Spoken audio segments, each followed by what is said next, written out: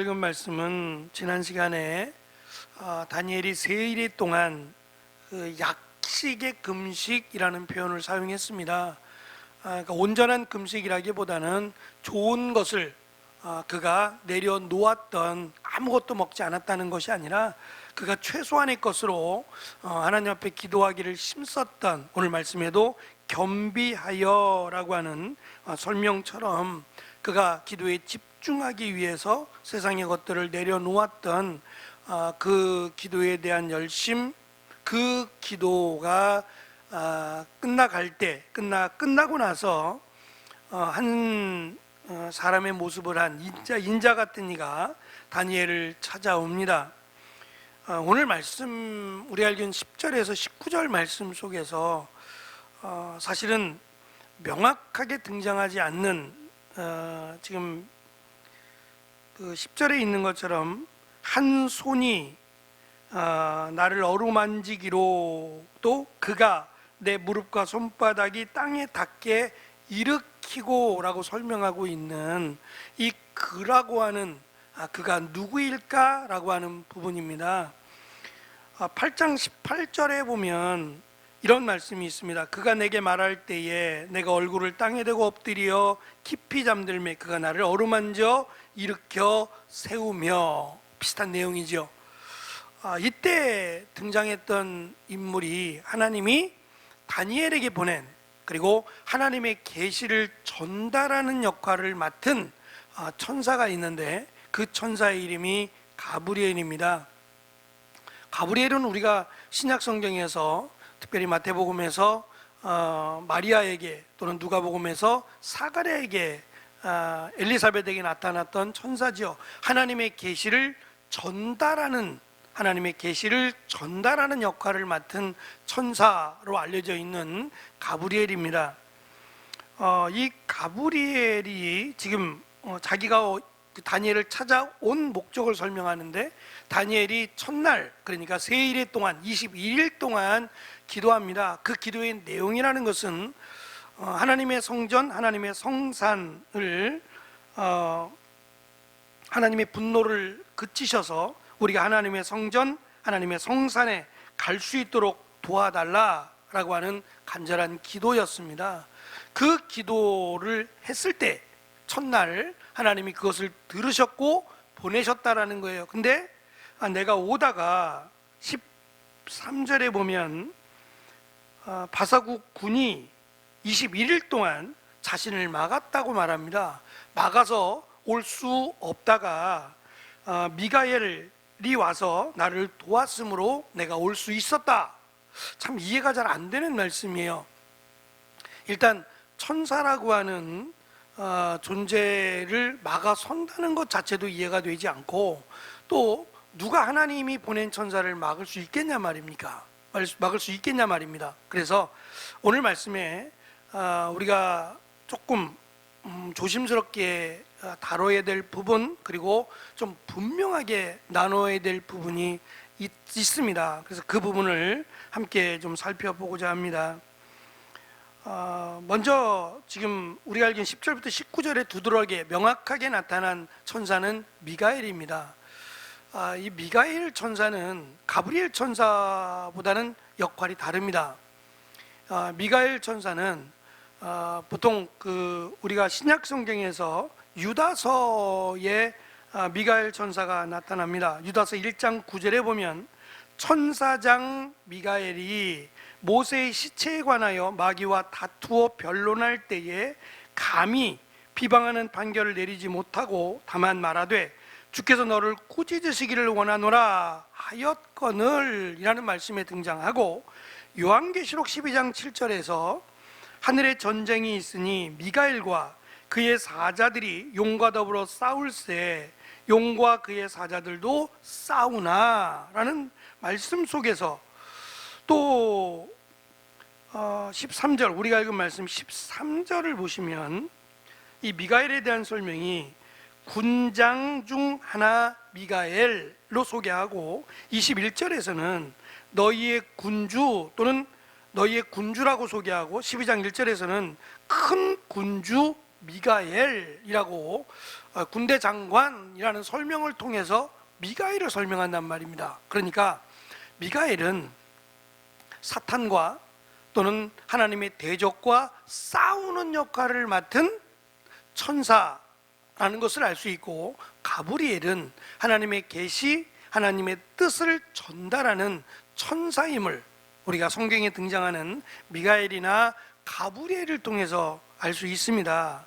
문제는 뭐냐면 우리가 읽은 말씀 가운데 16절을 보시면 지금 가브리엘한테 하는 말인데요, 이 가브리엘을 향해서 16절 인자와 같은 이가 라고 하는 설명이 있어요. 그리고 내 주여 이 이상을 인하여 근심이 내게 더함으로 라고 하는 이러한 설명들이 마치 지금 다니엘을 만나고 있는 사람, 그 사람이 가브리엘 천사인데, 10절부터 보면 가브리엘 천사인데 그가 마치 그리스도인 것처럼, 메시아인 것처럼 오해할 수 있다는 거예요. 그래서 인자 같은 이라고 하는 것은 사람의 모습을 한 이라고 하는 설명이지, 물론 우리가 앞에서 예수님을 설명할 때에도 인자와 같으신 이라고 하는 예수님에 대한 설명이 있습니다. 하지만 그렇게 설명한다고 해서 모든 것이 다 인자라는 표현을 쓰면 다 예수님을 설명하는 것은 아니다라는 것을 우리가 조금 이해를 해야 되고요. 또 한 가지 분명히 우리가 알아야 될 것은 제가 이제 이 미가엘에 대해서 조금 찾아보니까 이 여호와 증인이나 제7일 안식교나 여기서는 미가엘을 메시아로 봅니다. 그래서 요한계시록에 있는 것처럼 아까 제가 잠깐 말씀드렸던 요한계시록 그 12장 7절에 하늘에서 전쟁이 있는데 용과 더불어 싸우는 전쟁에 미가엘이 등장을 해서 이 미가엘을 메시아로 이렇게 그들은 설명을 합니다. 또 안상홍도 지금 이 미가엘을 메시아로, 그리스도로 설명을 합니다. 그런데 제가 찾아보고 정리한 바에 의하면 말씀드린 것처럼 가브리엘 천사는 하나님께서 인간의 모습으로, 그러니까 원래 천사는 사람의 모습을 갖고 있지 않아요.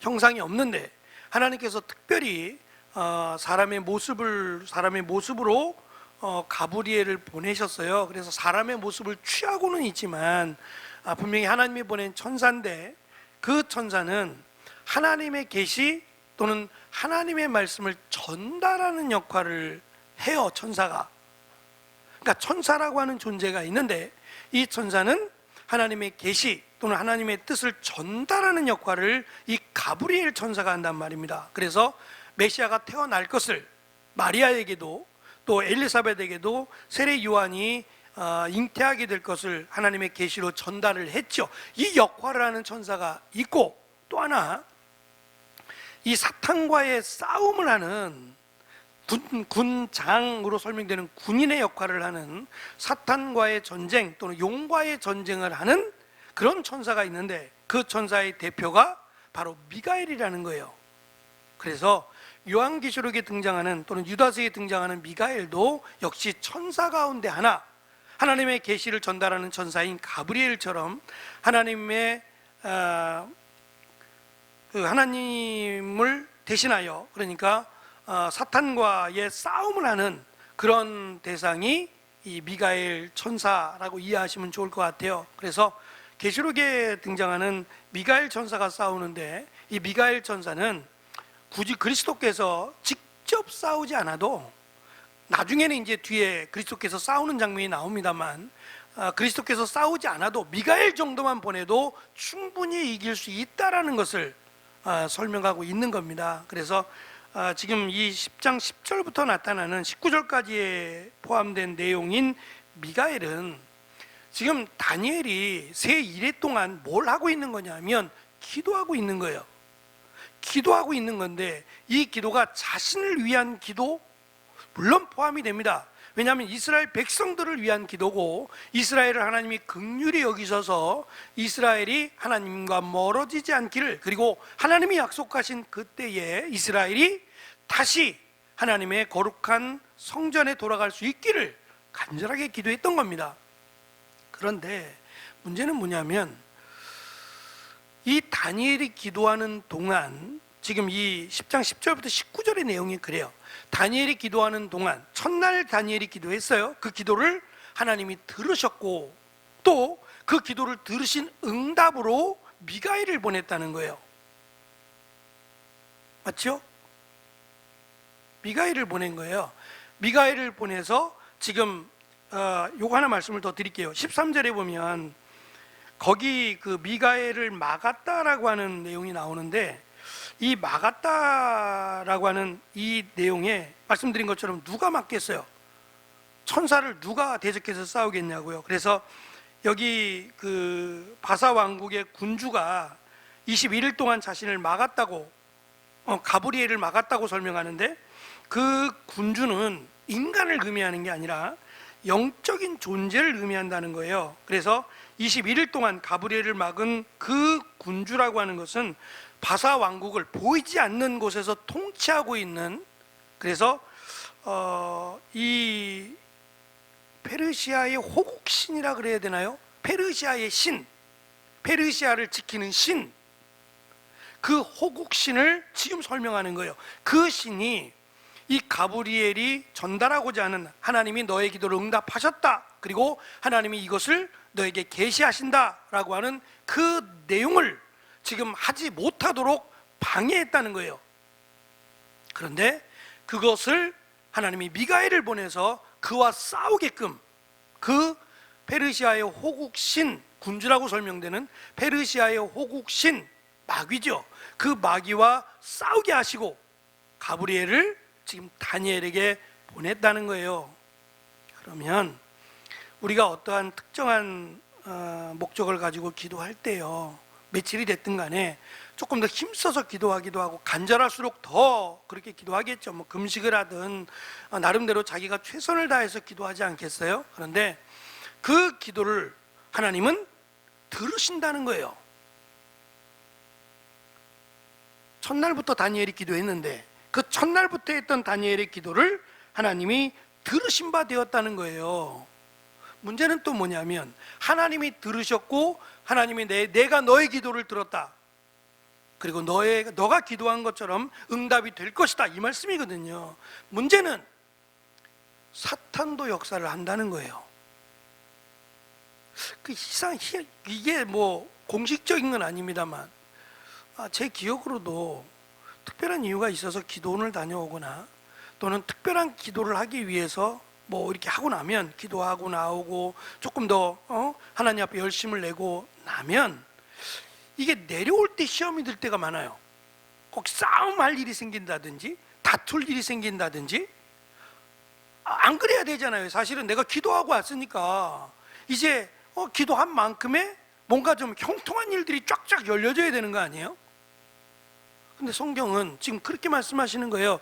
다니엘이 지금 고령의 나이란 말이에요. 80이 훌쩍 넘은 나이에 정말 목숨을 걸고 기도하는 거예요. 오늘 말씀해 보면 다니엘이 힘이 없어요. 그러니까 제대로 먹지도 못했고 온 힘을 다해서 기도했기 때문에, 또 다니엘이 받은 이 계시에 대한 내용으로 너무 충격이 커서 일어날 수가 없었어요. 그리고 심지어는 뭐라고 말하냐면 17절에 보면 내 몸에 힘이 없어졌고 호흡이 남지 아니하였다고까지 말을 할 정도예요. 이러다가 죽겠다 싶을 만큼 다니엘은 자신의 마지막이라고 생각하고 기도했을 수도 있어요. 그런데 그렇게까지 열심히 기도했으면 분명히 하나님이 들으셨어요. 응답하셨다고 말씀하셨고, 또 네가 열심히 기도한 그것을 들어주시겠다는 식의 말씀이에요. 그런데 그 다니엘이 열심을 다해서 기도하는 그 기간 동안 사탄도 역사한다는 거예요. 그렇겠죠. 사탄이 우리가 기도하고 하나님께 나올 때 잘한다고 박수 쳐 주겠냐고요. 어떻게 하든지 기도하지 못하도록 방해할 것이고 하나님께 나아가지 못하도록 해방하지 않겠냔 말이에요. 사탄의 역할은 그런데, 그렇지만 다니엘은 포기하지 않았어요. 끝까지 자신이 정한 기간 최선을 다해서 기도했다라고 하는 것을 우리는 알 수 있고요. 또 한 가지는 지금 말씀드리는 것처럼 다니엘은 다니엘서를 시작하면서부터 그랬어요. 2장에 보면 그가 느부갓네살 왕의 환상을 해석하기 위해서 친구들에게 기도를 부탁하는 장면이 나와요. 6장에 가면 기도하면 사자굴에 던진다라고 했음에도 불구하고 그 위협 앞에서 다니엘은 기도했어요. 9장에는 말씀드린 것처럼 하나님의 공의를 따라 하나님의 분노를 하나님의 성 예루살렘 거룩한 산에서 떠나게 하실 것을 간절하게 기도했어요. 어찌 보면 다니엘이 될 수 있었던 것은 이렇게 나이가 많도록 하나님의 일을 감당할 수 있었던 것도, 또 다니엘이 왕위가 바뀌었어요. 나라가 완전히 바뀌고 함에도 불구하고 그가 계속해서 총리로 이 일을 계속할 수 있었던 것도 다니엘이 똑똑해서, 다니엘이 능력이 많아서라기보다는 이 다니엘서가 강조해 주는 것처럼 기도했기 때문이다라는 것을 우리에게 가르쳐 주고 있어요.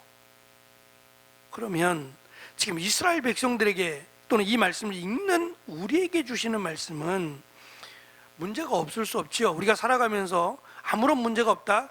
그거는 세상사가 아닐 것 같아요. 인간사가 될 수 없지요. 이제 그럴 때 가장 먼저 우리가 해야 될 일은 이 다니엘을 통해서 가르쳐 주는 거라면, 다니엘서를 통해서 말씀하시는 거라면 기도해야 된다는 거예요. 사탄이 방해할지라도 기도해야 된다라는 것을 우리에게 강조하고 있다라는 것을 우리는 알 수 있습니다. 어쨌든 마귀는 계속해서 방해를 했고, 심지어는 가브리엘 천사가 다니엘을 찾아오는 그것까지 막을 정도로 반대를 했다는 거예요. 그런데 하나님이 미가엘을 보내서 그와 싸우게 하시고 대신 가브리엘을 보내게 하셨다, 만나게 하셨다라는 것을 알 수 있어요. 그래서 이 미가엘이라고 하는 천사는 메시아가 아니라는 거예요. 이거는 꼭 기억하세요. 미가엘 천사는 천사입니다. 그러니까 천사가 메시아는 아니에요. 미가엘 천사는 천사고 사탄과 대적해서 싸우는 역할을 맡은 천사 가운데 하나, 군대 장관 정도로 생각하시면 좋을 것 같고, 가브리엘 천사는 하나님의 뜻을 전달하는, 하나님의 계시를 전달하는 그런 역할을 맡은, 임무를 맡은 천사다라고 이해하시면 좋을 것 같아요. 그래서 가브리엘과 미가엘과 그리스도는 분리가 되어야 돼요. 그러니까 미가엘이 그리스도다 이렇게 말하는 사람들이 있거든요. 그러니까 그것은 좀 조심하시고, 미가엘은 미가엘이고 그리스도는 그리스도다, 확실하게 분리를 해주시면 좋을 것 같습니다. 지금 가브리엘은 21일 동안 금식하며 기도를 했어요. 기도에 전념을 했어요. 이제 그러고 나니까 가브리엘 천사가 와서 14절에 뭐라고 얘기하냐면, 하나님께서 너의 기도를 들었다라고 하면서 마지막 날에 그리고 오랜 후에 일어날 이 환상을 내게 보인다는 거예요. 그 내용이 이제 등장할 11장 12장의 내용이 됩니다. 그것이 마지막 다니엘서가 되는 거예요. 근데 이것이 너무 충격적인 거예요. 생각해 보세요. 지금 이루어질 일이 아니에요. 장차 이루어질 일이고 마지막 때에 이루어질 일이에요. 그것을 왜? 몇백 년이 지나야 되는 일입니다. 적어도 500년 이상이 지나가야 될 일이에요. 아니, 메시아께서, 그리스도께서 다시 오실 것을, 만약에 다시 오실 것을, 그리고 승리하실 것을 말씀하셨다면 몇천 년이 흘러가야 되는 일이에요. 그것을 왜 말씀하실까요? 그것은 지금 앞에서부터 다니엘이 겪었던 거예요. 다니엘이 겪은 내용들은 딱 한 가지예요. 하나님의 말씀은 이루어진다예요. 다니엘서를 통해서 막연해 보이잖아요. 막연해 보이지만 중요한 것은 하나님의 말씀은 반드시 이루어진다. 그리고 다니엘서를 비롯해서 나중에 후기에 쓰여진 선지서들을 보면 다 똑같아요. 70년이 지나면 돌아온다. 그래서 다니엘 때에, 다니엘이 살아있을 때에 돌아오거든요. 결국 이 말은 하나님은 약속하신 것대로 역사는 이루어진다. 그렇다면 이 마지막에 대한 기록 역시도 먼 이야기 같지만 분명히 이루어진다. 그러면 지금 먼 미래까지 앞으로 되어질 먼 이야기까지 하신 이유는 우리가 베드로 후서에서도 살펴본 것처럼 그리스도가 언제 오시냐, 언제 오시냐, 그러니까 그냥 대충 살자라고 하는 사람들의 생각이 보편적인 생각이에요. 그러니까 끝까지 그리스도께서 오시는 날까지 믿음을 갖고 있다, 끝까지 믿음을 지킨다는 것은 이게 말처럼 쉬운 일이 아니에요.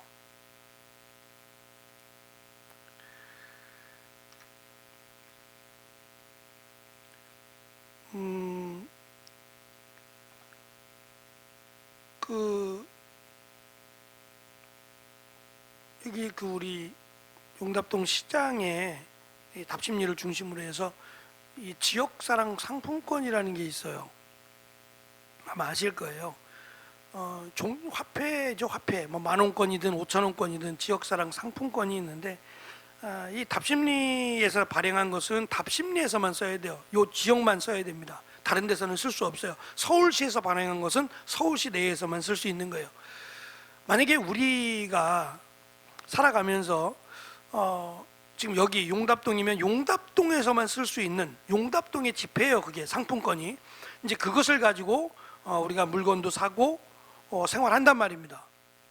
그런데 저는 답심리에 살잖아요.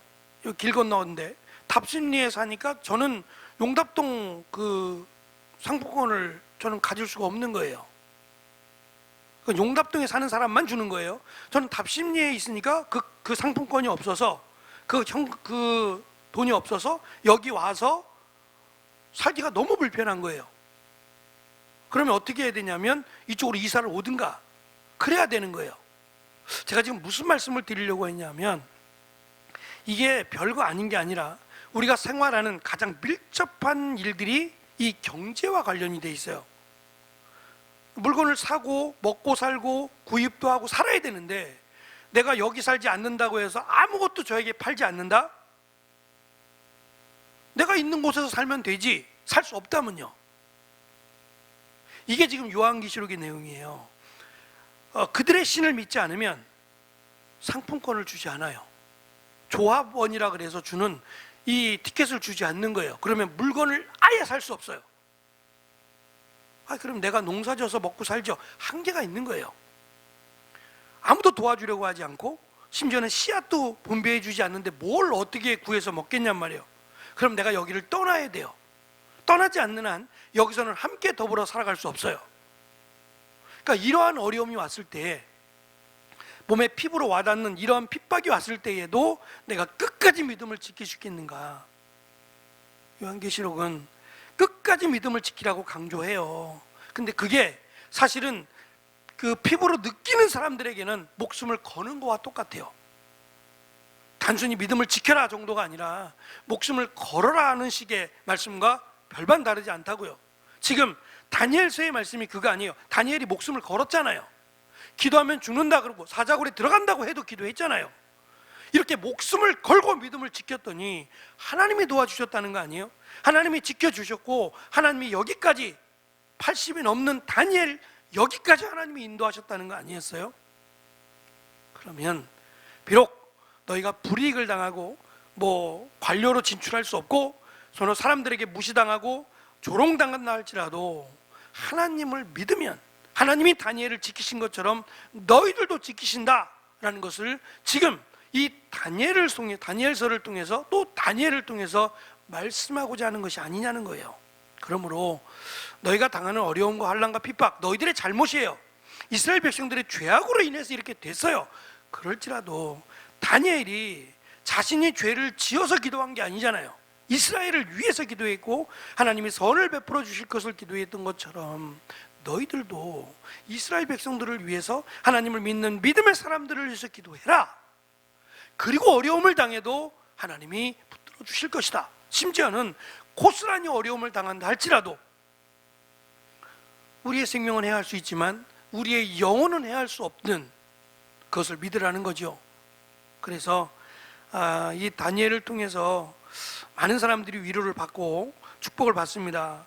또 한 가지 제가 나누고 싶은 말씀은 19절에 보시면 11절을 보시면 다니엘에게 가브리엘 천사가 이렇게 말합니다.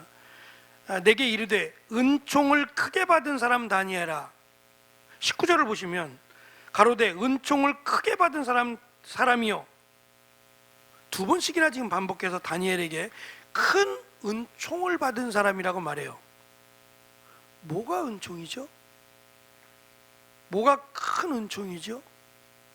우리가 생각할 때 큰 은총이라 그러면 예상하지 못한 일로 우리가 흔히 말하는 축복을 받았을 때 아니에요? 물론 다니엘이 나라가 바뀌어도 총리를 했어요. 근데 인간적인 입장에서 행복해 보이세요? 예? 너무 목숨을 걸고 살아가는 거 아니에요?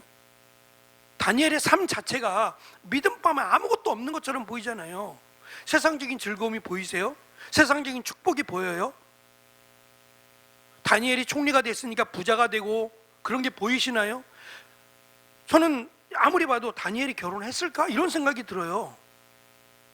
못했을 거예요. 왜냐하면 이 박사들이 된다는 것은, 그리고 왕 옆에 서는 마치 술 맡은 관원장, 떡 맡은 관원장이 되는 것처럼 이런 박사들이 되는 것은 거의 넷이에요. 그러면 다니엘은 평생 혼자 살아야 됐다는 얘기예요. 다니엘의 친구들도 마찬가지입니다. 물론 나라의 왕 다음 가는 위치에서는 명예가 있죠. 굉장히 중요합니다만 세상적인 입장에서 보면 만약에 바꾸라고 하면요, 내가 너에게 세상의 권세를 줄 테니까 너 혼자 살아 라고 한다면 좀 고민해 봐야 되지 않을까요? 더군다나 다니엘은 정말 세상적인 즐거움보다는 오직 기도하는 일에 매진하며 살았던 사람이에요. 그런데 성경은 이 하나님의 말씀이죠, 가브리엘을 통해서 하시는 하나님의 말씀은 큰 은총을 받은 다니엘아라는 거예요. 분명히 다니엘은 누구보다 힘든 시간을 보냈어요. 목숨을 걸어야 했고, 꿈을 통해서 해석해주는 일들을 했고, 또 이 일들을 통해서 신하들로부터, 왕으로부터 또는 신하들로부터 가정 핍박을 다 당해야 됐어요. 그렇게 보면 이게 은총을 받은 거라고 말할 수 있겠냐 말이에요. 그래서 저는 생각하기를 지금 하나님의 입장에서 보는 겁니다. 다니엘의 입장이 아니라 하나님의 입장에서 보면 하나님의 말씀을 받은 사람 다니엘, 그리고 하나님이 그에게 계시를 해주는 다니엘, 그리고 하나님의 뜻을 전달할 수 있는 사람 다니엘의 입장이라면 큰 은총을 받은 게 맞아요. 세상에서는 힘들어요. 고난을 당하고 또 핍박을 받아요. 그러나 하나님의 입장에서는 그가 하나님의 큰 은총을 받은 자가 돼요. 하나님의 입장에서 보면, 하나님의 관점에서 보면 다니엘은 힘든 삶을 산 것이 아니라 은혜의 삶을 산 사람이라는 말씀인 거예요. 그러면 하나님께서 나를 뭐라고 평가하실까? 저는 이것이 제일 중요할 것 같아요. 사람의 평가도 중요합니다. 성도들의 평가도 중요하고요. 다 중요해요. 왜 중요하지 않겠어요? 그러나 제일 중요한 것은 하나님에 대한 평가라고 생각해요. 하나님이 보실 때에 내가 하나님의 일을 제대로 했는가가 가장 중요한 평가의 기준이 될 것이라는 생각이 들었어요. 어쩔 수 없는 상황이 되어서 우리가 이렇게 영상으로 예배를 드린다고 할지라도 우리가 하나님 앞에서 정말 하나님이 보시기에 하나님의 말씀에 합당한 삶을 살고 있는가가 가장 중요한 기준이 되어야 되지 않겠느냐는 거예요. 하나님은 아시고, 하나님은 보시고, 하나님은 말씀하시는 분이니까 이 하나님의 평가, 저는 이것에 대해서 우리가 조금 두려움을 가지고 또 하나님의 평가를 생각하며 살아야 되지 않겠나라는 생각을 갖습니다. 지쳐있는, 쓰러져 있는 다니엘에게 가브리엘은 그의 입술도 만져주고요 해서 힘을 내라고 말씀합니다. 19절에 보면 큰 은총을 받은 사람이여 두려워하지 말라라고 하면서 다니엘을 강건하게 합니다. 우리 강건이 이름이 나오는데 19절에 보면 이렇게 말씀하죠. 두려워하지 말라, 평안하라, 강건하라, 강건하라. 그래야 될 이유가 분명히 있다는 거예요. 육신적으로는 연약할 수 있고요, 지금 본인이 감당하기에도 너무 무겁고 어려운 힘든 말씀을 주셨어요. 지금 다니엘이 뭘 할 수 있겠어요? 예? 제가 그 생각이 문득 들었어요. 우리가 잘 아는 사무엘이요, 사무엘이 어린 나이거든요. 젖을 뗐다는 얘기는 뭐 한두 살을 얘기하는 건 아니고 늦게까지 옛날에는 늦게까지 젖을 먹었대요. 그러면 7, 8살까지도 젖을 먹었어요. 그러니까 아기는 아니에요. 그래도 큰 애가 젖을 먹지는 않을 거 아니에요. 그러니까 그래도 어린아이라고 할 만큼의 사무엘이 하나님을 섬길 때에 엘리에 대한 꿈을, 엘리가 어떻게 될 거다? 끔찍한 얘기 아니에요? 제사장이잖아요. 그렇지 않을까요? 축복하는 내용이 아니라 심판하신다는 내용을 그 나이 어린 사무엘에게 주셨을 때 사무엘이 얼마나 무서웠겠어요. 야, 하나님 정말 무섭구나, 이런 생각 안 들었을까요? 본인이 감당하기엔 너무 버거운 계시가 사무엘에게 있었을 것 같아요. 그러면 지금 물론 다니엘은 나이가 많아요. 나이가 많다고 해서 다 감당할 수 있는 건 아니니까 다니엘이 감당할 수 없는 무거운 일들이에요. 지금 당장 해결할 수 있는 것도 아니고요. 근데 이 버겁고 무시무시한 일들을 다니엘에게 맡기신 이유가 뭐냐 이거예요. 다니엘이 해결할 수 없어요. 할 수 있는 것은 다니엘은 기도하는 게 전부예요. 그리고 하나님의 말씀을 그들이 이해하든 못하든 간에 하나님의 말씀을 이스라엘 백성들에게 전달하는 게 전부예요. 그게 전부예요. 그런데 하나님은 이 일을 다른 사람, 더 젊고 유능한 사람이 아니라 다니엘에게 맡겼다는 점을 우리는 좀 생각을 해야 돼요. 그래서 힘내라고, 강건하라고 말씀하시며 그에게 마지막 11장과 12장의 계시에 대한 내용을 또 말씀하십니다. 말씀드린 것처럼 다니엘이 지금 감당할 수 있는 일은 없습니다. 지금 이루어질 일도 아니고 마지막 때 이루어질 일이기 때문에 그저 다니엘은 기도하는 것밖에 할 수 없어요. 어쩌면 다니엘은 기도하는 사람이었기에 하나님이 이러한 감당하기 버거울 만큼의 무거운 계시를 다니엘에게 주실 수도 있다는 생각을 했어요. 그래서 우리가 나라를 위해서, 가정을 위해서, 교회를 위해서, 우리 자신들을 위해서 기도하는 것이 너무도 중요한 일이다. 그리고 하나님은 이 일들을 통해서 하나님의 일을 이루어 가신다라는 것을 이 다니엘서를 통해서 우리에게 말씀하시는 것 같습니다. 1차적으로 다니엘을 축복하신, 은총을 받은 자여라고 말씀하시며 축복하신 것은 일단 다니엘을 향한 것이지만 박해를 받는 유대 민족을 향한 은총이기도 하고, 또 한 가지 이 글을 읽는 모든 믿는 자들에게 동일하게 주시는 하나님의 은총이기도 합니다. 이 하나님의 은총을 받은 자라고 하는 놀라운 하나님의 은혜가 이 말씀을 함께 나누는 저와 또 여러분들에게도 함께 충만하게 임하기를 간절히 축원합니다. 기도하겠습니다.